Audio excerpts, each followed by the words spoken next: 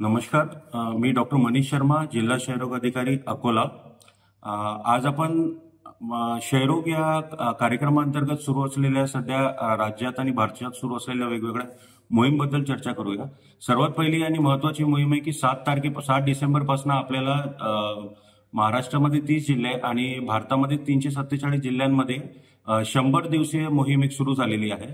सदर मोहिमेअंतर्गत ज्या ठिकाणी आपलं मृत्यूदर जास्त आहे किंवा क्षयरोगाची संचित तपासणी दर कमी आहे अशा ठिकाण निवडलेले आहेत. तर सध्या अकोला जिल्ह्यात त्या मोहीममध्ये नाही आहे. परंतु सध्या स्थितीमध्ये 23 डिसेंबर 2024 पासून आपल्याकडे एक पुढच्या 10 दिवसासाठी सक्रिय क्षयरुग्ण शोध मोहीम सुरू आहे.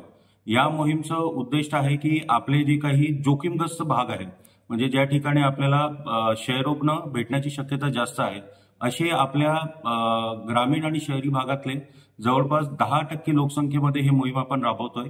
आणि मोहीमचा उद्देश आहे की यामध्ये जितके आपल्याला जास्तीत जास्त संशयित तपासणी करता येतील आणि याच्यामध्ये जे आपण संशयित तपासू त्यांची लगेचच स्फुटम कलेक्शन करणं, बेडक्याचे नमुने घेणं आणि एक्सरेचं नियोजन करणं असं आपण याच्यामध्ये मोहीममध्ये नियोजन करणार आहेत. आपल्या आशा आणि व्हॉलेंटियर हे टीम करून सर्व आपल्याकडे जवळपास 100च्या वर टीम केलेल्या आहेत. हे सर्व भागांमध्ये सध्या पुढच्या 10 दिवसामध्ये हे कार्यक्रम राबवणार आहेत.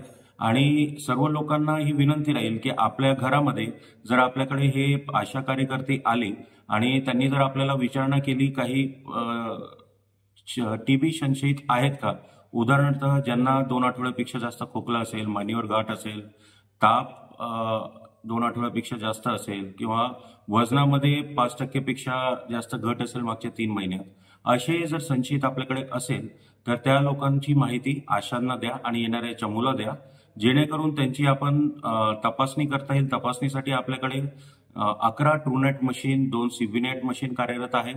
सोबतच आता आपल्या जिल्ह्याला 2 नवीन हँडहेल्ड एक्सरे मशीन्स भेटलेले आहे. या मशीनद्वारे सुद्धा आपण ही तपासणी जलद गतीने आणि जास्त सेंटर्सला करण्याचं आपण या मोहीम दरम्यान नियोजन करतोय.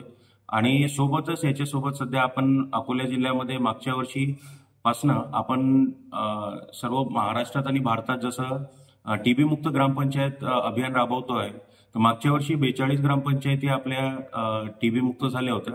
यावर्षी सध्या डिसेंबर अंतीपर्यंत आपल्याला तोच आकडा खूप आपल्या सर्व आरोग्य कार्यकर्ते आपल्या ग्रामपंचायतच्या सहयोगाने हे सर्व आकडा